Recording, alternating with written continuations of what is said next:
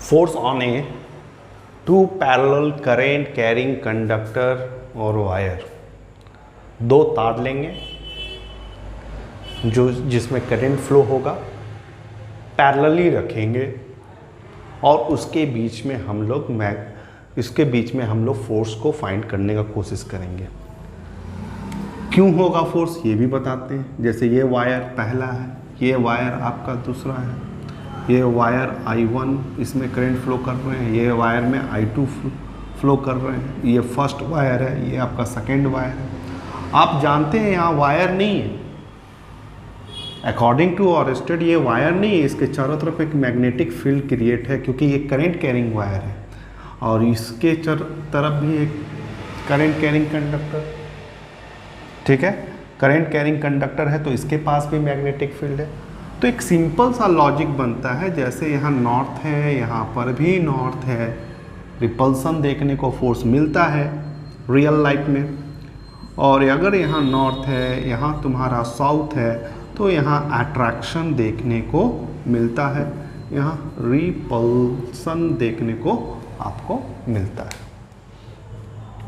तो आप यहाँ पर दो मैग्नेट को समझिए, यहाँ पर दो मैग्नेट है, करंट कैरिंग कंडक्टर के चारों तरफ मैग्नेटिक फील्ड होता है, तो दो करंट कैरिंग कंडक्टर अगर आपने सामने रखा है तो वहाँ पर एक फोर्स एक्सपीरियंस होगा। उसी फोर्स का डेरिवेशन हम लोग करने जा रहे हैं और उसी चीज़ को हम लोग क्या बोलते हैं, force on a two parallel current carrying conductor.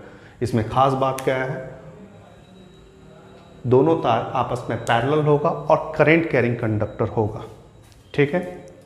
चलिए इसको और डेरिवेशन करते हैं और इसका क्या फार्मूलाज होगा, क्या फोर्स होगा उसको निकालते हैं, ठीक है। ऐसे हम लोग अभी तक ये टॉपिक से पढ़ने से पहले हम लोग जानते हैं कि कोई भी एक करंट कैरिंग कंडक्टर पर एक्सटर्नल मैग्नेटिक फील्ड में प्लेस किया जाता है ना, तो उसके ऊपर एक फोर्स लगता है जिसका फार्मूला है IL क्रॉस B, ठीक है। ये किसका फार्मूला है बच्चा लोग, ये फोर्स तब प्रोड्यूस होता है, तब बनता है जब कोई करंट कैरिंग कंडक्टर को एक्सटर्नल मैग्नेटिक फील्ड में प्लेस्ड करते हो, तब जाकर के IL cross B magnetic force आपका बनता है, ठीक है। तो यहाँ पर भी तो ऐसा ही सिचुएशन है, इसी के हेल्प से हम दोनों वायर के बीच में, दोनों करंट कैरिंग वायर के बीच में कितना फोर्स लग रहा है उसको हम लोग फाइंड करेंगे। तो चलो करते हैं। तो सबसे पहले करंट ये लेंगे, ठीक है, ये आपका फर्स्ट वायर है, ये आपका सेकेंड वायर है। इन दोनों वायर के बीच का दूरी बाबू R डिस्टेंस मान लो, इसमें करंट I1 को मान लो, इसमें करंट I1 मान लो, इसमें करंट I2 मान लो, दोनों तार में, ठीक। यहाँ तक सेटअप तैयार है, स्टार्ट करें। तो हम लोग एक एक करंट जो थ्योरी पर है इस फार्मूला को यूज़ करना है, इस फार्मूला को यूज़ करना है, लेकिन इस फार्मूला को कैसे यूज़ किया जाता है इसके बारे में आप समझ लो। यहाँ पर करंट कैरिंग कंडक्टर को एक्सटर्नल मैग्नेटिक फील्ड में प्लेस्ड करते हो तब ये फोर्स आता है। तो बाबू अगर इस फर्स्ट करंट कैरिंग कंडक्टर है, इस पर ये फोर्स कितना लग रहा होगा, अगर ये निकालना चाहते हो तो इसको तो सबसे पहले इस वायर को एक्सटर्नल मैग्नेटिक फील्ड में प्लेस्ड करोगे, इंट्रोड्यूस्ड करोगे तब ना। समझ रहे हो हम क्या बोल रहे हैं। जैसे ये करंट कैरिंग कंडक्टर हो गया, इसको तो देखो मत, इस पर फोर्स खोजने के लिए, ये वाला फोर्स खोजने के लिए और तुमको क्या बोला गया था, ये करंट कैरिंग कंडक्टर को एक्सटर्नल फील्ड में प्लेस करना है। तो एक्सटर्नल फील्ड, अब तुम यहाँ पर ये गलती मत करना कि इसके पास तो मैग्नेटिक फील्ड है ही नहीं, ये वाला मैग्नेटिक फील्ड नहीं चलेगा। करंट कैरिंग कंडक्टर को एक्सटर्नल मैग्नेटिक फील्ड में प्लेस करना पड़ता है। तो इससे ले लो, ये वाला करंट कैरिंग कंडक्टर है ना, इससे ले लो मैग्नेटिक फील्ड, इसका मैग्नेटिक फील्ड, इससे मांगो मैग्नेटिक फील्ड, ठीक है। ये मैग्नेटिक फील्ड ले लीजिए, यहाँ पर इस P पॉइंट पर रखो, ये आपका पोजीशन वेक्टर है। कहाँ पर निकाल रहे हैं, इस पॉइंट पर। इस पॉइंट पर क्या मैग्नेटिक फील्ड है, किस कंडक्टर के द्वारा, सेकेंड कंडक्टर। इसका वाला मैग्नेटिक फील्ड काम में नहीं आएगा। ये करंट कैरिंग कंडक्टर का अगर आपको मैग्नेटिक फील्ड देना है तो बगल वाले करंट कैरिंग कंडक्टर से आपको लेना पड़ेगा। तो इसका मैग्नेटिक फील्ड यहाँ पर कहाँ होगा, किस डायरेक्शन में होगा, इसको कैसे निकालें? तो थंब रूल को यूज़ करेंगे। सेकेंड वायर से इसको मैग्नेटिक फील्ड देना है। देखो करंट पर रखें, ठीक है, करंट पर है, I2 करंट पर थंब है, और निकालना जिधर है वो पोजीशन वेक्टर पर है, उंगली किधर बता रहा है, आगे की ओर। तो मैग्नेटिक फील्ड बाबू यहाँ पर B आएगा। अब तुम डिसाइड करो यहाँ B1 लिखे कि B2 लिखे। B आएगा, B का मतलब मैग्नेटिक फील्ड आउटवर्ड आएगा। क्या आएगा? आउटवर्ड आएगा, इसीलिए हम डॉट लगा दे रहे हैं। क्या लगा दे रहे हैं? डॉट आएगा। अब ये बताओ यहाँ B1 लिखे कि B2 लिखे? आपका आंसर होना चाहिए B2, क्योंकि ये फार्मूला कब लगता है? जब करंट कैरिंग कंडक्टर को एक्सटर्नल मैग्नेटिक फील्ड में प्लेस करते हैं। एक्सटर्नल मैग्नेटिक फील्ड हमको ये सप्लाई करेगा, क्योंकि हम फोर्स यहाँ पर बना रहे हैं। यहाँ पर कितना फोर्स आ रहा है वो खोज रहे हैं। तो यहाँ पर करंट कैरिंग कंडक्टर हो गया। एक्सटर्नल फील्ड की जो कमी थी ये पूरा कर दिया। ये एक्सटर्नल फील्ड आपका है, और ये हुआ आपका B2। फोर्स क्या निकलेगा? F1 या F2? F1 निकलेगा। इस वायर का निकालना, फर्स्ट वायर का, ठीक है। थोड़ा सा बात कर लें तो इसका डायरेक्शन भी चल गया, पता चल गया। इसका मैग्नीट्यूड क्या होगा? इसका मैग्नीट्यूड, ये मैग्नेटिक फील्ड का मैग्नीट्यूड क्या होगा? तो बॉयड-सावर्त लॉ में हम लोग देखे थे कि अगर स्ट्रेट वायर है, अगर स्ट्रेट वायर है तो वहाँ पर मैग्नीट्यूड निकालने के लिए फार्मूला दिया गया था μ0/4 पाई, μ0/4 I/r इंटू 2। इंटू 2 कब यूज़ करते हैं? जब sin φ1 प्लस sin φ2 आपका 90-90 हो। और 90 कब होता था? जब तार का छोर नहीं दिया रहता। यहाँ सेकेंड वायर का ऐसा थोड़ी बोला है कि ये 2 मीटर का, ये तो इन्फिनिटी छोर का है, यहाँ पर एंड पॉइंट ही नहीं है। तो जो फार्मूला बॉयड-सावर्त लॉ में आपको दिखाया गया था B = μ0/4 पाई I/r, यहाँ पर sin φ1 प्लस sin φ2, ये चेंज हो जाएगा। यहाँ तार का छोर नहीं है, इसलिए ये 90 डिग्री होगा, ये भी 90 डिग्री होगा। B = μ0/4 पाई I/r, यहाँ पर 1 + 1 जो कि क्या हो जाएगा? μ0 हो जाएगा, I हो जाएगा 4 पाई r इंटू 2 हो जाएगा, ठीक है। क्या हो जाएगा? 2 हो जाएगा। क्लियर है? तो चलिए यहाँ पर लिखते हैं B का फार्मूला। μ0 लिखें, 4 पाई लिखें, I क्या होगा?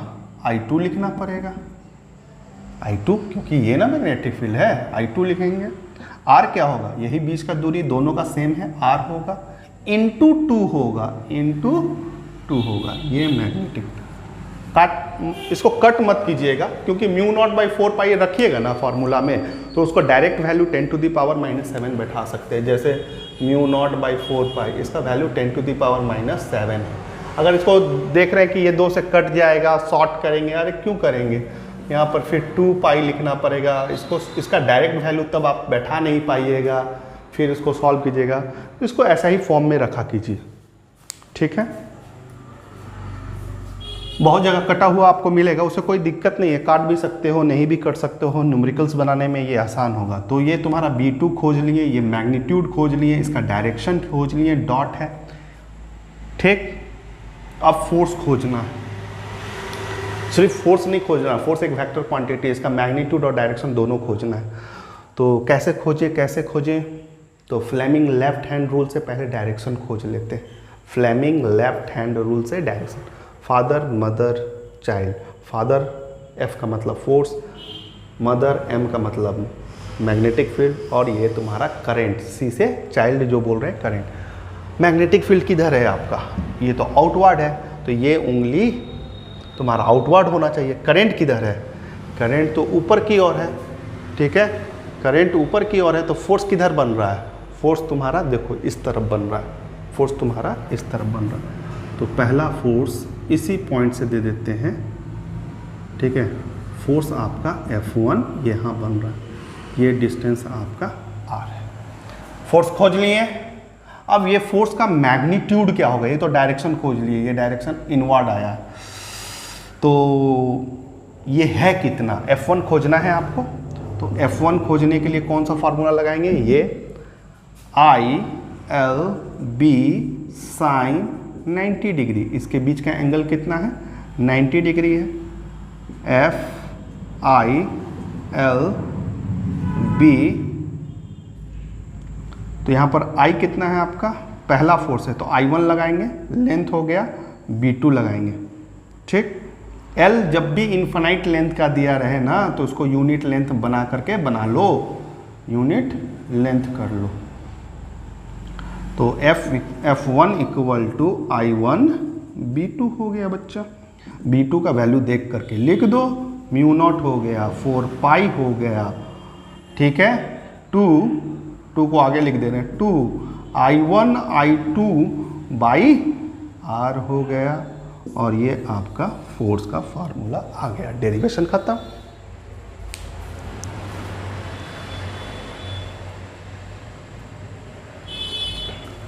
डेरिवेशन खत्म, कोई दिक्कत नहीं हुआ होगा। जो भी बच्चे नहीं समझे हैं उसको एक चांस और है, इस वायर के लिए यहाँ पर फोर्स, यही काम हमने फर्स्ट वायर पर किया है, अब ये काम सेकेंड वायर पर करना है। एक बार पूरा प्रोसेस रिपीट होगा, वहाँ से आप समझ सकते हैं। चलिए अगेन,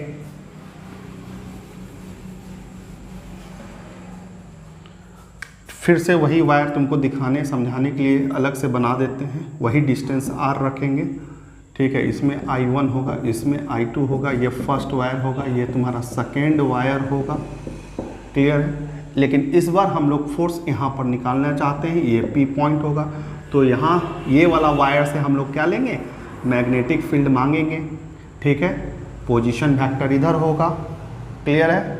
ये आपका क्या होगा, पोजीशन वेक्टर हो जाएगा इस पॉइंट पर। मैग्नेटिक फील्ड कितना आएगा, फिर थंब देखो रख रहे हैं, थंब रखें, सॉरी राइट हैंड का रहना है, थंब रखें, और ये करंट पर आया, ये पॉइंट अंदर की ओर बताया, तो यहाँ मैग्नेटिक फील्ड B1 होगा क्योंकि फर्स्ट वायर से निकालने हैं, और किधर होगा, अंदर की ओर, तो क्रॉस होगा। इसका मैग्नीट्यूड क्या होगा बच्चा, इसका मैग्नीट्यूड होगा म्यू नॉट होगा 4 पाई होगा, I1 होगा, I1 होगा, R होगा, इंटू 2 होगा, इंटू 2 होगा, ये आपका B खोज लिए, ठीक है। अब फोर्स खोजना है, एकदम Fleming left hand rule. B किधर है, अंदर की ओर है, करंट किधर है, I2 ऊपर की ओर है, फोर्स किधर है, इधर है, तो फोर्स का डायरेक्शन बाबू, फोर्स का डायरेक्शन F2 किधर आया है, इधर आया। अब F2 का मैग्नीट्यूड निकालेंगे, जैसे इसमें किए थे सेम प्रोसेस करेंगे।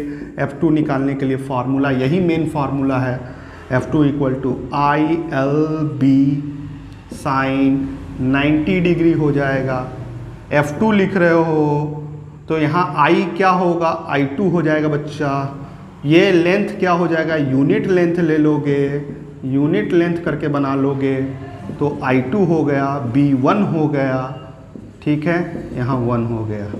I2 B2 तुम्हारा देखो कितना दिया हुआ है, B1 तुम्हारा कितना दिया हुआ है, थोड़ा देख लो बाबू, यहाँ पर म्यू नॉट दिया हुआ है, 4 पाई दिया हुआ है, I1 दिया हुआ है, R दिया हुआ है, इंटू 2।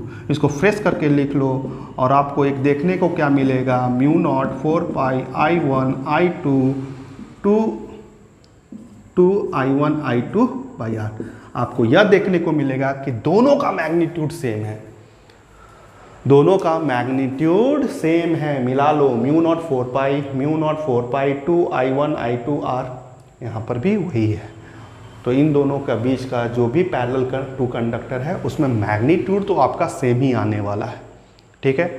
और नेचर ऑफ फोर्स यहाँ पर आपको पूछ सकता है, तो अब ये दोनों को अलग अलग करके दिखाए थे, एक साथ अगर दिखाने बोलेगा, एक साथ, जैसे ये वायर हो गया, ये वायर हो गया, ये तुम्हारा I1 था, ये तुम्हारा I2 था, ये बीच का दूरी R था। अगर अब यहाँ पर बोलेगा इस पर फोर्स कैसा लग रहा है, तो ये तुम्हारा F1 आया था, ये तुम्हारा F2 आया था, लेकिन F1 और F2 दोनों बराबर आया, म्यू नॉट आया, 4 पाई आया, 2 I1 I2 बाई R आया, ये मैग्नीट्यूड। और नेचर ऑफ फोर्स अगर पूछ दे कोई टीचर, नेचर ऑफ फोर्स क्या है बच्चा, नेचर ऑफ फोर्स पूछ दे, देखो देखो दोनों तार एक दूसरे को पकड़ने का कोशिश कर रहा है, तो अट्रैक्टिव है। क्या है? अट्रैक्टिव है। हो गया, ये हो गया नेचर ऑफ, डेरिवेशन करता हूं। ठीक, क्लियर है?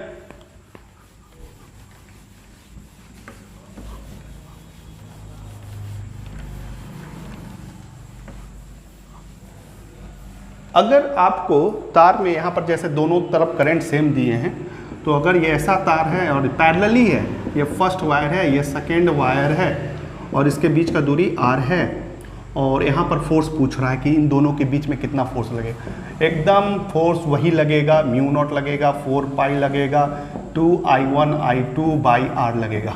ये मैग्नीट्यूड हो गया। नेचर ऑफ फोर्स तुम्हारा चेंज हो जाएगा, नेचर ऑफ फोर्स तुम्हारा चेंज हो जाएगा, और नेचर ऑफ फोर्स यहाँ पर देखो, वहाँ एट्रैक्टिव आया ना, यहाँ रिपल्सिव हो जाएगा, रिपल्सिव होगा। हम क्यों माने सर? ठीक है, अभी मनवा देते हैं। देखो ये I1 है, ये तुम्हारा I2 है। इस वायर के लिए निकाल रहे हैं, पहला वायर यहाँ पर, ठीक है। मैग्नेटिक फील्ड किससे लेगा? B2 से लेगा, इससे मैग्नेटिक फील्ड लेगा। और ये मैग्नेटिक फील्ड आउटवर्ड है या इनवर्ड है, इसको चेक करने के लिए देखो, करंट गया, दाहिना हाथ है, अंदर की ओर जा रहा है, तो इसको क्रॉस करके अंदर की ओर बना दिए। समझ जाओ, ये पीछे की ओर लगा हुआ है। ठीक, तो यहाँ पर फोर्स का डायरेक्शन क्या होगा? फ्लेमिंग लेफ्ट हैंड लिए, B अंदर की ओर आया तो B अंदर की ओर रखें, करंट इधर रखें। फोर्स किधर आया? फोर्स इधर आया है। फोर्स किधर आया? फोर्स F1 इधर आया। ठीक इसी तरह से अगर इसका देखते हैं, इस पॉइंट पर निकालते हैं, तो मैग्नेटिक फील्ड हमको इधर से लेना होगा, इस वायर से लेना होगा। देखो अब दाहिना हाथ को यूज़ करते हैं, फिर अंदर की ओर, देखो करंट पर बैठा है अंदर की ओर, तो मैग्नेटिक फील्ड किधर आ रहा है? अंदर की ओर है। ये B1 है, ये क्रॉस है। ठीक, ये मैग्नेटिक फील्ड अंदर की ओर है, करंट किधर है? नीचे की ओर है। देख रहे हो, करंट नीचे की ओर, फोर्स किधर भाग रहा है? फोर्स उधर भाग रहा है। तो साफ देख रहे हो, ये दोनों तार पर इस बार फोर्स F1 और F2 एक दूसरे से दूर भाग रहा है। तो यहाँ पर फोर्स का नेचर कैसा होगा? नेचर होगा रिपल्सिव होगा बच्चा।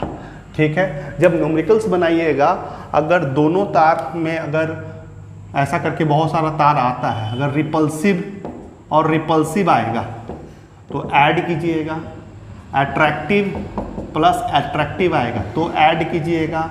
अगर एक वायर में, एक पेयर में बन रहा है अट्रैक्टिव और दूसरे में बन रहा है रिपल्सिव, तो सब्ट्रैक्ट कीजिएगा।